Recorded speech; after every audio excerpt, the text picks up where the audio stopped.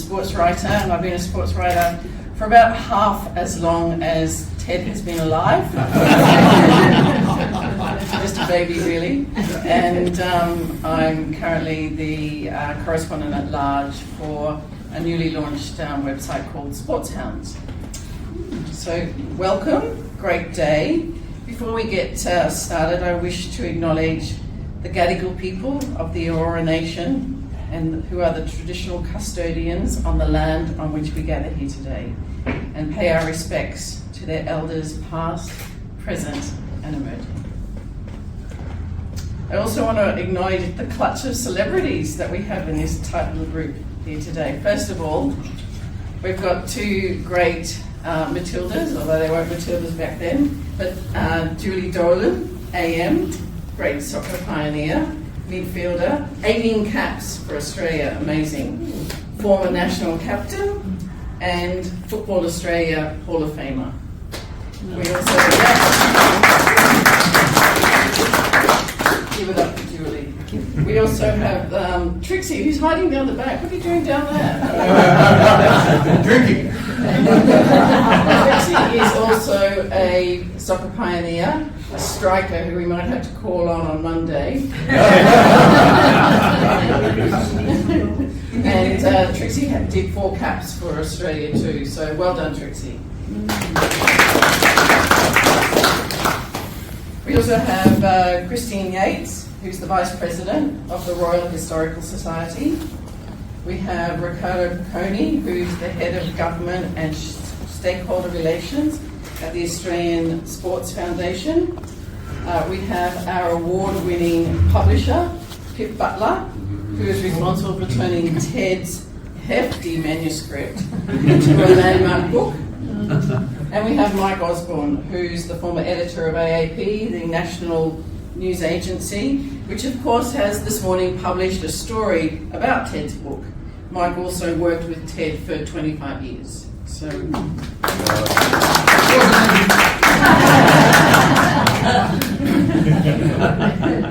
He's a hard horse to steer, as you know. And then there's Ted. Hey. Now, Ted is like Beyonce and Madonna. He only needs one name. And I've known Ted all my working life because he's ubiquitous. He's a bit like Roy Kent of Ted Lasso. He's here, he's there, he's everywhere. As a young sports journalist working for the Sydney Morning Herald, I regularly encountered Ted at press conferences and games in his role as sports reporter for Australian Associated Press. And when I go to cover the athletics at the New South Wales Australian titles, guess who was the grandstand announcer? Yeah. Then when I was a London correspondent, I was sent to cover a Socceroo friendly in Amsterdam. At the press conference, I said I was from AAP, Ned Zalek pipes up and goes, "You must know." And then 2018, I'm at the Commonwealth Games and my roommate is Lynn Clay, Ted's publicist. Not then, but now. Lynn was covering the Lawn Bowls, and her other daytime role is media and communications for Commonwealth 10-pin bowling. And yes, you guessed it, in that capacity, one of the main journalists that she dealt with is... Getting the thing? And then roll forward to 2019, I'm talking to Pip about doing another print run for my book, and she says, "Hey, I've just accepted this great manuscript. I'm really expecting it to be a publishing milestone. You may know the writer. His name is..."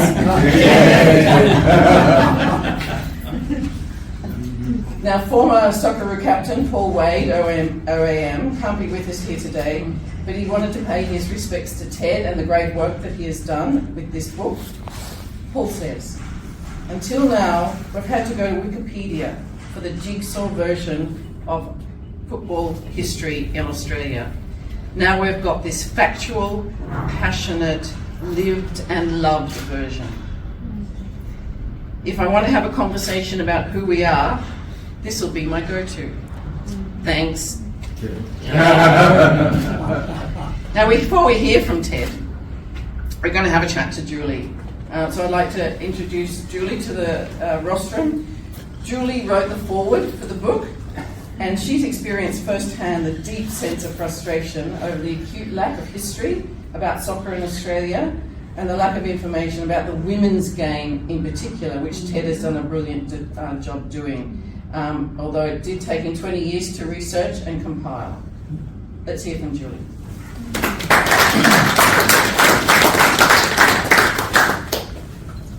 Thanks everyone. I'm very honoured and actually privileged to be here today, but even more so to count Ted as one of my friends. I've known Ted for 20 odd years now, and it seems like most of that time he's been doing the research for this book. And Ted's, one of those few people that we encounter in our lives whose area of passion and the impact he has in that area of passion is very significant. And we're really, really fortunate that that area of passion is football. And that passion and dedication, the lifelong dedication to football, is reflected in his book. I sat down with Ted over lunch and we've been talking about different things that should be in his book, should be out of his book. And, when I heard about this day, I thought, I am so proud of him because here we are at the finish line. And sometimes it seemed like we may not get there, but here we are. And I'd just like to congratulate Ted on such a fantastic achievement before I hand over to him. So over to Ted, and thank you very much.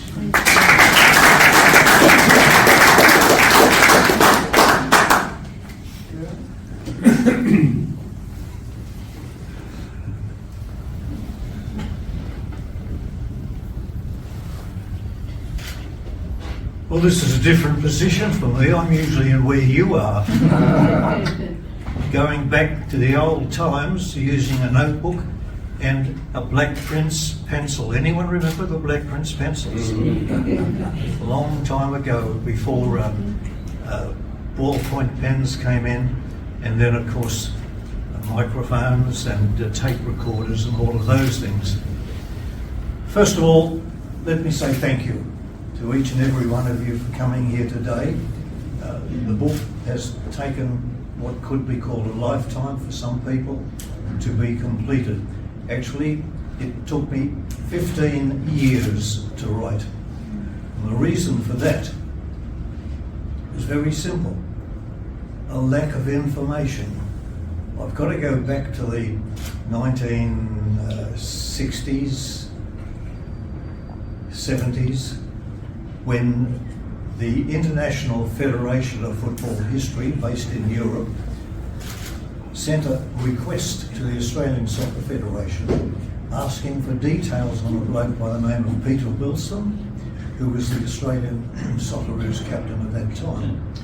And the Federation, the Australian Federation, promptly asked some of the senior journalists would they do it, and the senior journalists almost unanimously said no, because they expected to be paid for it. So after a few talks between the Federation and others, the Federation Secretary asked me, would I do it? I said, yeah, sure, no problem. And I wrote what was required, and they sent it over to Europe, and Europe came back with another request. And I looked at this one and then started to try and get the information, and I couldn't because there was nothing. Books on soccer in Australia were fairly rare, and as they wanted something on the women as well, that was almost impossible, mainly because the women were not counted. And as one state official said to me, and sorry ladies, I'll say this because it's true, and I asked him for information about the women's teams, he said, Ted, he said, wake up. Women are good for the kitchen and the bedroom, certainly not on the sports field. That changed my whole attitude. Anyway, once the women started finding out that I was going to write stories on them for AAP, they started ringing and putting in information to me, and I put it out, and gradually we started getting stories in the papers. I then realised that I had so much copy at home. What should I do with it? I thought, well, why not write a book? So I started writing the book. The book, as you can see, has equal space given to the women. If I've got 20 pages on, say, the Australian Capital Territory men, then I've got 20 pages on the Australian Capital Territory women. And every state and territory has equal shares. I've only ever seen one other book which has got the information on it as an encyclopedia, and it has about that much on the women's game. No more, all the rest is on the men. Now, I've played the game, I've been around, I've refereed, I've been a referee's inspector, and I've been a coach. And I've rarely had any problems. Sometimes I've had more difficulty in keeping people away who want to tell me some information about what's happening, how it's happened, and so on like that. But it's been great. It's been a tremendous experience, and I'm grateful to all of the people who've assisted in what we put in the book, more especially, and I'm sorry fellas, more especially the women who have stepped forward with photos, memories, letters, all the different things that have happened to them while they've been playing. And frankly, I've rarely had a crossword with anyone, player or official. And it's mainly because of my experience in both areas. I can understand. It also gave me one of the great moments of my life in 1983 when the Australian team went to Singapore to play in the Merlion Cup. And we won the Merlion Cup. There's 8 nations competing in that. And the Singapore Federation put on a special match at Kallang Stadium of Singapore versus the other 7 competing nations. And every nation was allowed to put 2 players in, except Australia, because Australia won the cup and they allowed Australia to have 3. And Les Scheinfeld, who was the coach, Les came to me and said, "Would you like to play for Australia?" I said, "Hey, are you asking me?" Try and stop me. And we won that match 6-2. And I've got the Merlion Cup trophy medal at home, which came with that. And I didn't disgrace Australia, by the way. I played reasonably well. So it's been a good career. I started playing soccer when I was aged 12 and at school, and went right through, played churches competition first of all, and then joined a club called Prague, which played in the New South Wales State League, and then went from there really realising that my age was getting up a little bit to go along to being a person on the sideline and reporting what can be and what should be done. And one of my great pleasures was talking with the women and the assistance that I got from them, and also the times where, as a coach, I didn't worry about coaching men. Sorry, fellas. I found the men already knew everything. So I dipped down in age, sometimes with the girls, but with the juniors, under 8s, under 9s, under 10s, and when I refereed them, stopped to explain any time that I had to blow the whistle and make it wrong. The parents came up to me and said, none of the other referees or coaches did that. They just, if the whistle went, it was it, the play was stopped, a free kick was given, and the boys or girls were standing there scratching their head thinking, what did I do wrong? And I would tell them. And if they did a foul throw, did it from here, I'd stop them, take them back and say, it's from behind the head, just like that. And gradually they all learned and all said thank you. And to me that was great. I was more pleased with their reaction because it meant that instead of giving away the sport because they didn't understand what was going on, they began to understand what it was and stayed in the game. And if they didn't turn out to be a real good player, then they could be a real good coach. And I can think of a few, I'll leave the two words out, real good. I can think of a few coaches that could have used a little bit more knowledge on how the game is. Now, I didn't plan to stand up and talk this long, so I'd like to say just once more, thank you for coming. I hope you enjoyed the book.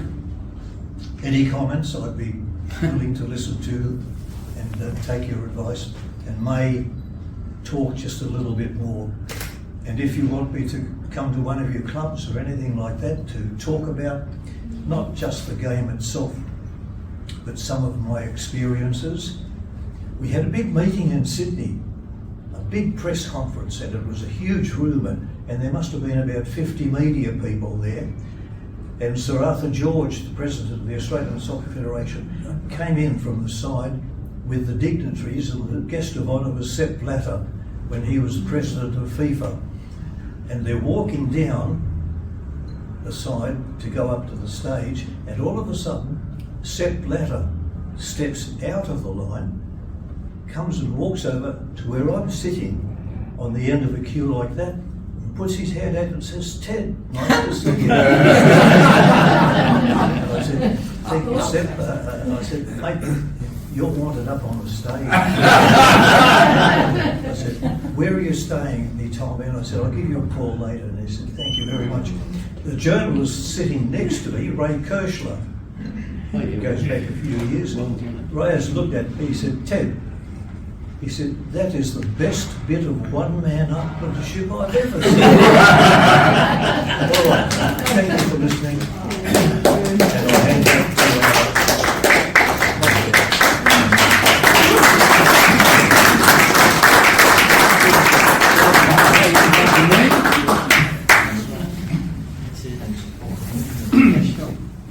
Thanks very much, Ted. As you know, Ted can talk all day. And I've personally experienced that on the... Ted's also good at bumming a lift. And we do a press conference out at Homebush, especially in the lead up to the Olympics. Ted was always a good one to say, "Can I get a lift?" And he was non-stop from Homebush to the city where AAP was at the 2GB building there in the city. So yeah, it's like... go on forever. So thanks for keeping it to 5 minutes, Ted. Now, before you all relieve yourselves of $45 and buy Ted's book and get it signed, we have a very big surprise. So Ted's of a certain age, as we all know, and it turns out that next week, the great Ted turns 95.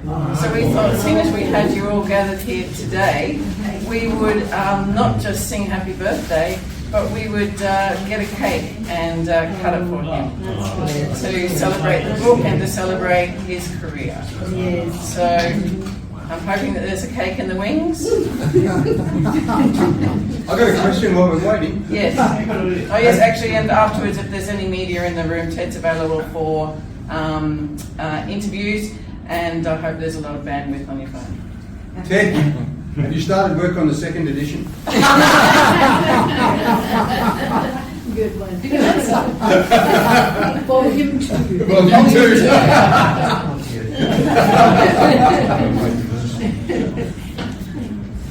Any other questions while we wait for the cake to arrive? Yes. Please. Ted, any words to Ali Asik, who passed away? He wrote your book forward. I think I knew Raleigh from the time he arrived in Australia. I'm very sorry that he can't be here. And I've tried to make contact with his family to express my sympathy and any other information that they want. I'd be only too happy to tell them. Raleigh was a good coach. interesting person, knew the game, and he knew how to, like Les Scheinfeld, knew how to get on the right side of the players. He never got angry or nasty with them.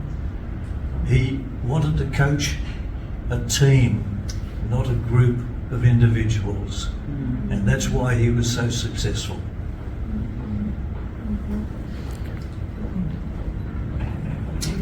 Trixie. I just want to make a quick comment. Striker for Australia. A long time ago, I was so privileged to go to the 1974 World Cup in Germany, and the pride I felt, you know, would have been about 20 of us Aussies supporting the Socceroos, and to watch Rally Resic with his players, it's just the epitome of what Aussie football and the Socceroos was all about.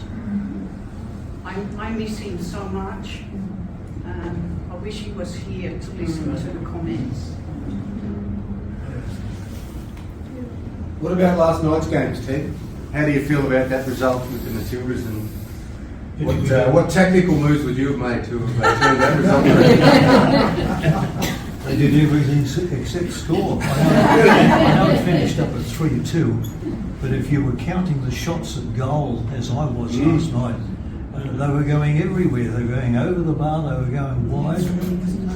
I know they got 2 goals, but I'm thinking of the 15 odd goals that they missed. And I don't know how or why. And whether they can do anything against Canada, well, we'll just have to wait and see. Prediction for Canada's score? A prediction for Australia versus Canada on Monday, Ted? What's your prediction? Score. What will the score be?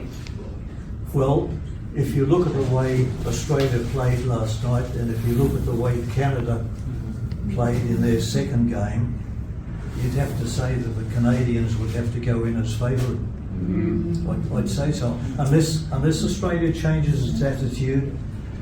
They do all the running, they do all the work, their ball control is good, their passing is good, but their finishing just wasn't up to the standards required. I'm sorry to say it, because I'm a fervent supporter of Australia, but you've got to face facts. If you can't put the ball in the back of the net, you're not going to win a game. Thanks very much, Ted. And without any further ado, I do believe we have a cake. Yay!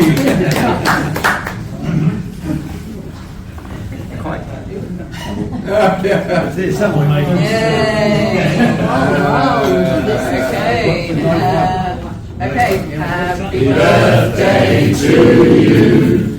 Happy birthday to you. Happy birthday, dear Ted. Happy birthday to you. Hooray! Hooray! Hooray! Smoke, get the break from there we are. Well, I hope you're all hungry. No, you are. I was going to say, there's one thing up with that little changes. Sure. There's one underneath. I was on top of it. I love the cover on the cake. Leave the photo. The cover of the book. Very good.